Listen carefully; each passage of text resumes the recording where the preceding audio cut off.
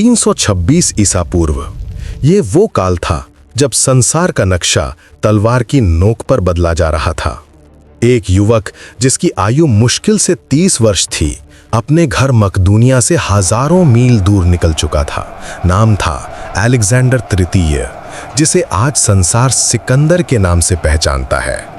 उसने मिस्र के रेगिस्तानों को रौंदा और फारस के महान साम्राज्य को राख में बदल दिया। उसकी सेना जहां से गुजरती वहां केवल धूल और लाशें रह जातीं। सिकंदर को विश्वास था कि वो ज़्यूस का पुत्र है और संपूर्ण पृथ्वी पर राज्य करना उसका अधिकार है। परंतु जगत के उस पार पूरब में एक ऐसी भूमि थी जिसके विषय में यूनानियों ने केवल कथाएं सुनी थीं। ऐसी भूमि जहां वायु में जादू था, जहां के वन कभी समाप्त नहीं होते थे और जहां के योद्धा मृत्यु की आंखों में आंखें डालकर बात करते थे। वो भूमि थी भारतवर्ष। आज के अंक में हम देखेंगे कि क्या हुआ जब संसार का सबसे बड़ा आक्रमणकारी संसार की सबसे प्राचीन सभ्यता से टकराया। सिकंदर ने अपनी विशाल सेना के साथ पर्वत श्रृंखलाएं पार कर भारत की सीमा में प्रवेश किया।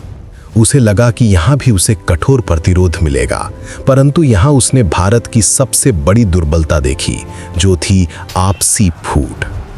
सबसे पहले उसका सामना तक्षशिला के राजा अंभी से हुआ। अंभी, जो विद्वानों के नगर का शासक था, सिकंदर की शक्ति देखकर भयभीत हो गया। उसने युद्ध करने के स्थान पर शत्रु का स्वागत किया। इतिहास साक्षी है कि जब जब भारत पर बाहरी आक्रमण हुआ, भीतर के ही किसी व्यक्ति ने द्वार खोल दिया। अंभी ने सिकंदर को 5000 सैनिक दिए, हाथी दिए और सबसे महत्वपूर्ण चीज दी, जो था मार्ग। अंभी की शत्रुता अपने पड़ोसी राजा से थी, जो झेलम नदी के पार राज्य करते थे। अंभी चाहता था कि सिकंदर उस राजा का अंत कर दे। वो राजा और कोई नहीं, पौरव राष्ट्र के स्वामी राजा पुरु थे। सिकंदर के दूत झेलम पार कर पौरव के दरबार पहुंचे। उन्होंने वही कहा जो वे हर स्थान पर कहते थे। सिकंदर देवपुत्र है, उसके आगे सिर झुकाओ और अपना सिंहासन सुरक्षित रखो, अन्यथा तुम्हारा अंत भी फारस जैसा होगा। परंतु पौरव अंभी जैसे नहीं थे। यूनानी इतिहासकार एरियन लिखते हैं कि पौरव की ऊंचाई 7 फुट से अधिक थी। वे देव तुल्य दिखाई देते थे। उन्होंने दूत की आंखों में देखा और उत्तर दिया, अपने राजा से कहना, हम मिलेंगे, अवश्य मिलेंगे, परंतु किसी कक्ष में संधि करने को नहीं। हम मिलेंगे रणभूमि में, जहां तलवार निर्णय करेगी कि किसके मस्तक पर मुकुट रहेगा और किसका सिर भूमि पर। यह सुनकर सिकंदर क्रोधित हो उठा। आज तक किसी ने उसे इस प्रकार चुनौती देने का साहस नहीं किया था। उसने अपनी संपूर्ण सेना, 50,000 पैदल सैनिक और अपनी द्रुतगामी घुड़सवार टुकड़ी झेलम की ओर मोड़ दी। जब सिकंदर झेलम के तट पर पहुंचा, प्रकृति पौरव के साथ खड़ी थी। वर्षा ऋतु थी। झेलम चौड़ी, गहरी और तीव्र प्रवाह वाली। उसे पार करना मृत्यु को पुकारने समान था। दूसरी ओर पौरव की सेना तैनात थी और सबसे आगे खड़े थे 200 जीवित पर्वत। ये थे पौरव के युद्ध हाथी। यूनानी घुड़सवार घोड़ों पर युद्ध करना जानते थे, परंतु हाथियों पर नहीं। हाथियों की गंध से ही उनके घोड़े उन्मत्त होकर अपने सवारों को गिरा देते थे।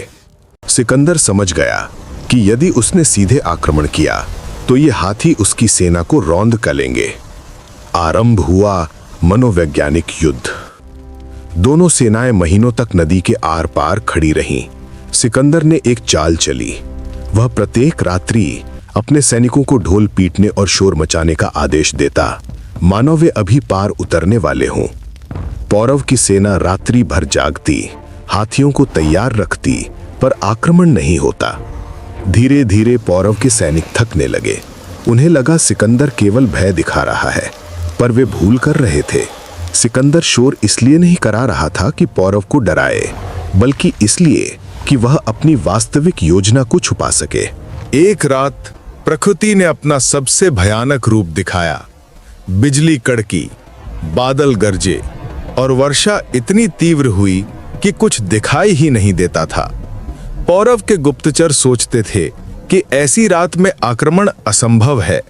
उन्होंने सावधानी शिथिल कर दी। यही वो अवसर था जिसका सिकंदर प्रतीक्षा कर रहा था। शिविर में उसने अपने समान दिखने वाले व्यक्ति को राजसी वस्त्र पहनाकर बैठा दिया, ताकि पौरव को प्रतीत हो कि राजा वही हैं। और वास्तविक सिकंदर, वो अपने 10,000 श्रेष्ठ सैनिकों के साथ अंधकार का लाभ उठाते हुए नदी के तट से 17 मील ऊपर निकल गया। वहां नदी कुछ पतली थी। सिकंदर ने अपना पासा फेंक दिया था। ये केवल एक नदी पार करने की योजना नहीं थी, ये मौत के साथ खेला गया एक जुआ था। घोर अंधकार में हजारों सैनिक चुपचाप पानी में उतर रहे थे। यदि पौरव की नींद खुल गई तो झेलम का पानी यूनानियों के खून से लाल हो जाएगा, और यदि नहीं खुली तो इतिहास हमेशा के लिए बदल जाएगा। तूफान की आड़ में विनाश पौरव के द्वार पर दस्तक दे चुका था।